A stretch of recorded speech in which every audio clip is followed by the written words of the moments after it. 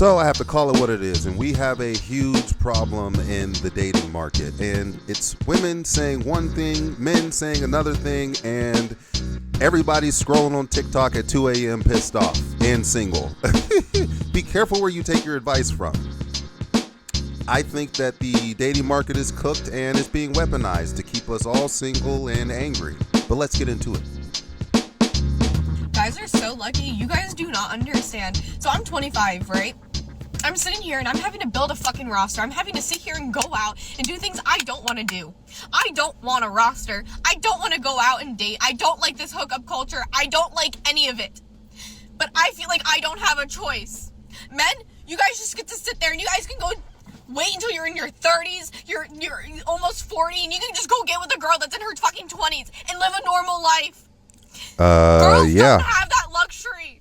I'm now sitting here at 25 having to figure out how the fuck to get back in these fucking streets so I can figure out, so 10 years down the line, I'm not sitting there single still with my daughter being an only child. Like, I want to have a family. I want to have kids. I want to be happy.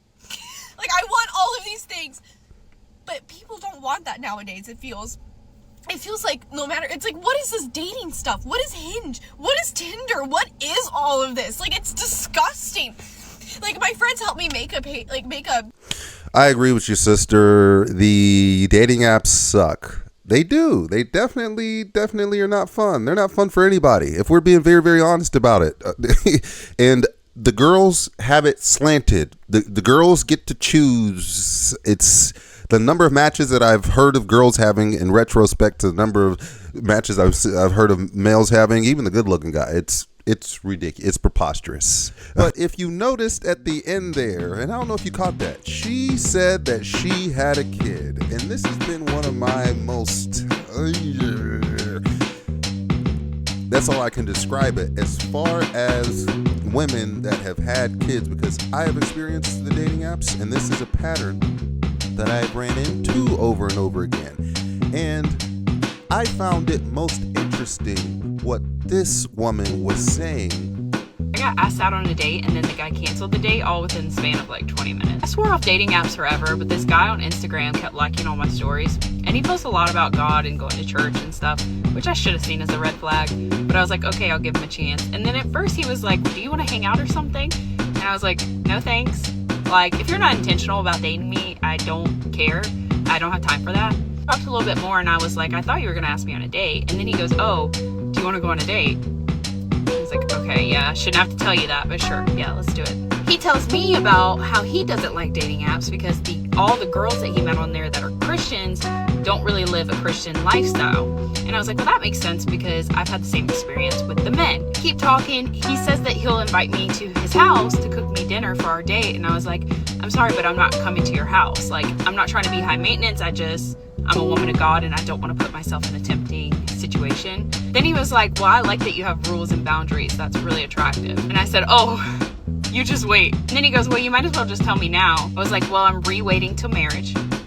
And then he goes, oh, I can't do that. I'm not offended by it personally because I expect that out of men, honestly.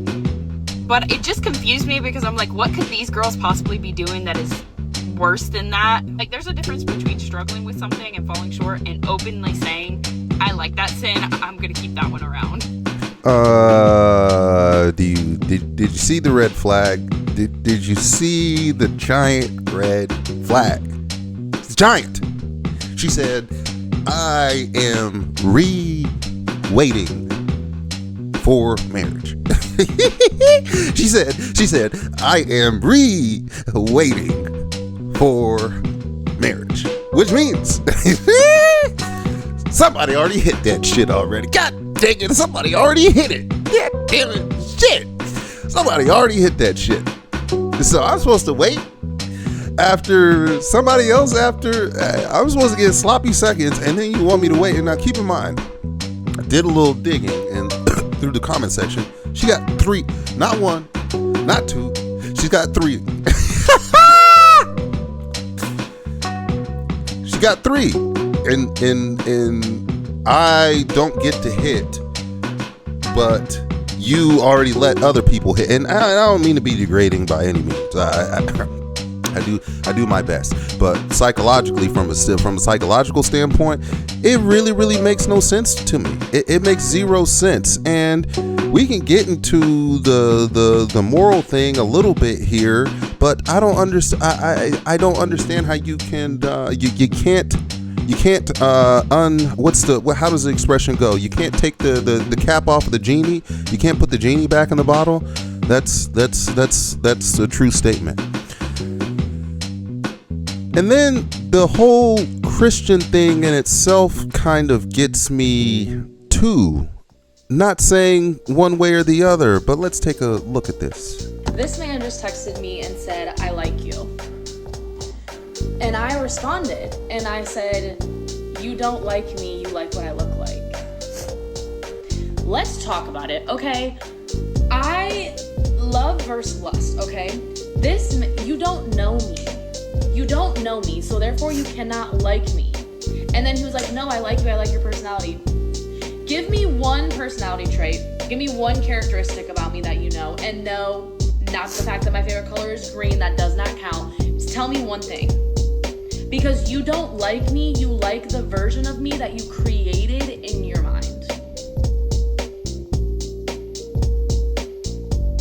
If we're gonna be honest, that's called being delusional. And I swear to God, men are more delusional than women these days, because you don't like me. You like the version of me that you created in your head because you don't know me. I mean, I can't even go up and be like, "Hey, girl, like we've been like I'm feeling you, like I'm feeling you a little bit." I can understand the sentiment as far as lusting. I can understand the sentiment, but to me, just the animosity, and then once again, we're back to we've done this with the dating. We're generalizing that. Oh, he's lusted. Like I can't say I'm feeling you. I like you or what have you. For me, every little thing just gets blown. I don't see how everything just gets blown out of proportion. You go up and talk to you. We've also seen stories of men going up to talk to women and them talking about it on TikTok, but then they didn't give them the number. But then they want to be gone up to. So it's one of these things that I wonder about. It went like what's good enough, you know? And a thing that's definitely not good enough is, according to some of these women, is for you to be broke. Broke men are broken men, and that's why I choose not to date them. And look, no one's mad at you for not having money, especially if you live in America and you live in a major state and city. I get it. It's hard out here, right? But it's not impossible. The issue is when you guys try to date women and you try to humble them, you try to belittle them, you're angry, you're bitter, you're jealous because you're not where you want to be in. And that's a generalization. Let's continue. Life, and you take your anger out on them. That's where the issue lies, okay? If you are not in a position to take care of yourself, why are you putting yourself in a position to date? It doesn't make sense. Oh, I want to build with somebody. Look, no one's going for that anymore. I'm just being honest. Women are out here. You don't want to go for that anymore. Say it with your chest. Getting good jobs, degrees, doing it all on their own. So why would they put themselves on discount to meet a man where he's at? No. How about you just lock in instead of trying to chase, women and try to fulfill your lustful desires? Sit down, sit out a few seasons, and lock the fuck in. You have something to offer. Offer it. Because I truly believe every man, if they had it, or at least the majority of them, if they had it, they would do right by their women. They would take care of their women. It's because they don't have it. That's why they're so angry, right? And that's why you guys get under the comment section and you type things like, "What the fuck do you bring to the table?" Like, bro. And that's what made me a little. That was the red flag with this one. Is that when countered back with that question, there wasn't a clear, concise answer. And that that stems with a little defense. That seems like a little bit of a defensive mechanism, if you ask me. There's another instance where a lot of them are saying the same sort of thing, right? Don't build a man, no matter what they tell you, no matter what. You ain't gonna keep them. You build them. If you build them, they will leave. Don't do it. He ain't gotta build himself, exactly. You know, the first woman that built a man was his mother. She built him in the womb. Then he gonna come over and lay up at your house and let you finish building him in the world. See, women want men already built. Top of his career, money right, lifestyle set. Here's the problem. When you walk into his life after it's already complete, there's no space for him to build with you. See, that's where women get frustrated. They step into a man's life and he already got the money, he already got the house, he already got the car. Then they try to tell him what to do, how to move, how to lead, and then they get upset when they realize that they can't control him. You cannot control a man that has already built himself. Let me give you the hard truth. The best time to get with a man is when he's broke, when he's grinding, when he's hungry. Because if you ride through the process with him, he will never forget that you were there. But if a perfect example of this, and the perfect example of this, is Dave Portnoy's wife, who is divorced to him, and she might be remarried. But he has gone on record saying that she has access to his bank accounts. Ex-wife has access to his bank accounts. So I don't think that we are this notion that the rich or what have you, we need you need to have it all figured out. I think that that's saying a lot, because most of these women nobody has it all figured out most of the 90% of the time. And the way that this girl explains it, I think is closer to the truth. And I was talking to my guy friend yesterday, and we were discussing this notion that a lot of girls don't want to build with guys, because really often you see guys who are broke build, and the girl will build with them, and then he gets successful and leaves her for like a younger 24-year-old. She invested and wasted so much time, and now she's older and going to tie that old version that he's trying to escape to that woman. I think there's a lot of guys out there that don't want to be seen. I think a lot of guys want to be seen for that post glow up self, want the woman who sees him as like this hero, who sees them as like this manly man. Not saying that a girl who builds won't see that. If anything, she actually might. She might respect him a lot for what he went through. But I think this has a lot to do with men's ego, and so many of these guys just don't want a woman that's seen that side of them. Again, not every guy, I am totally aware of that. And so when you combine these two main reasons, for me, it's not about gold digging or finding a guy that's super successful. To me, this is risk management. I don't think that most of us will be able to accurately assess how a person is going to change when he gets power and success. You know, a guy who's making 80K versus a guy who's making 800K, they don't have the same temptations, the same self-control battles, the same access to women. Their values might even change once they reach a certain level of success. There's not really a way to predict this. You can look at character, but people change a lot when they get power and money. that is closer to the truth. I wouldn't date, and on the female side, as me as a male being 100% honest about it, I wouldn't date a beached whale that was eating McDonald's every day.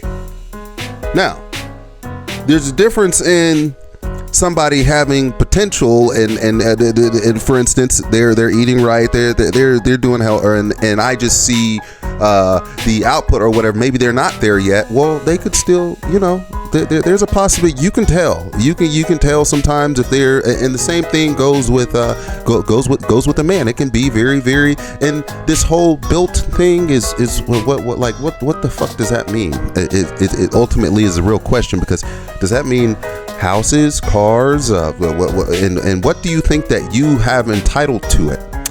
Now, she had the most valid point about the truth about it. There is some risk management to it, but you know what also is risk management?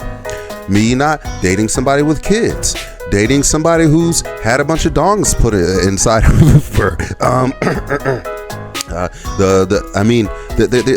There's a long list that men do it, and men do it, as far as assessing the opposite sex for vitality.